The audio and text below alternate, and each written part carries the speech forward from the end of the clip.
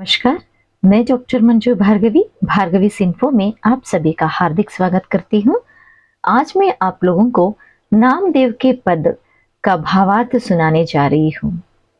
यह पद संत नामदेव द्वारा रचित है, जो भक्ति आंदोलन के महान संतों में से एक माने जाते हैं। नामदेव की भक्ति का मूल आधार सगुण भक्ति है, जिसमें वे भगवान को हर जगह हर रूप में विद्यमान मानते हैं। प्रस्तुत पद में भी उन्होंने इस विचार को सरल, भावपूर्ण और प्रतीकात्मक ढंग से प्रस्तुत किया है। अब हम लोग पद का सारांश देखेंगे। इस पद में नामदेव जी भक्ति के माध्यम से एक गहरी आध्यात्मिक अनुभूति साझा करते हैं, जहां वे यह कहते हैं कि जब जब वे भगवान की पूजा करने, स्नान कराने या नैवेद्य अर्पित करने के लिए वस्तु ये लाते हैं, भगवान पहले से ही वह उपस्थित मिलते हैं। उदाहरण, नामदेव जी कहते हैं कि वे ठाकुर को स्नान कराने के लिए पानी लाते हैं, लेकिन जब वे लौटकर आते हैं तो पाते हैं कि भगवान तो पहले से ही जल में बैठे हुए हैं। जहां भी नामदेव जाते हैं वहां उन्हें विट्ठल या भगवान पहले से ही बैठे हुए दिखाई देते हैं। नामदेव फूल और माला लेकर भगवान की पूजा करने आते हैं, लेकिन वे देखते हैं कि मोरों पहले ही फूलों में बैठकर विट्ठल रूप में पूजा कर रहा है। नामदेव खीर बनाकर भगवान को अर्पित करना चाहते हैं, लेकिन देखते हैं कि गाय का बछड़ा पहले ही दूध पी चुका है और विट्ठल वही बछड़े में उपस्थित है। नामदेव स्पष्ट रूप से कहते हैं कि ईश्वर हर ओर है, बैठे हुए हैं, खड़े हैं, चलते हैं और उनके बिना यह संसार अधूरा है। अंत में नामदेव स्वयं को नामा कहकर प्रणाम करते हैं और स्वीकार करते हैं कि हे प्रभु, तुम संपूर्ण पृथ्वी में सब जगह व्याप्त हो। नामदेव कहते हैं कि यदि कोई व्यक्ति अश्वमेध यज्ञ करे, भारी भरकम दान दे और पूर्ण दिशा के अधिपति ईशान की पूजा करे, फिर भी यदि वह हरि कीर्तन का स्मरण नहीं करता तो उसकी साधना अधूरी है। नामदेव स्वयं को संबोधित करते हुए अपना मन से कहते हैं, आत्मा की मुक्ति के लिए आलस्य छोड़कर भगवान की भक्ति आवश्यक है। नामदेव कहते हैं कि कोई गंगा में स्नान करे, पिंड दान करे, काशी में वास करे और वेदों को मुखाग्र जानते हो, तब भी यदि वह हरिस्मरण से दूर है तो उसका धर्म अधूरा है। वह व्यक्ति सच्चा धर्मात्मा है जो अच्युत या भगवान की भक्ति करता है, गुरु से ज्ञान प्राप्त करता है, अपनी इंद्रियों को संयमित करता है और 6 कर्मों को दृढ़ता से निभाता है। कविता कहती है कि केवल शिव शक्ति के दर्शन या वेदों को छोड़ने मात्र से मुक्ति नहीं मिलेगी, तब तक गोविंद का स्मरण न किया जाए। नामदेव कहते हैं, सदा सदा गोविंद का स्मरण करो, यदि भवसागर से पार करने का एकमात्र उपाय है।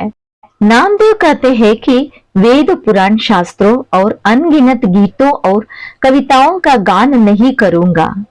मैं उस निराकार अखंड ब्रह्मा को जानूंगा जहां अनहद नाद सुनाई देती है।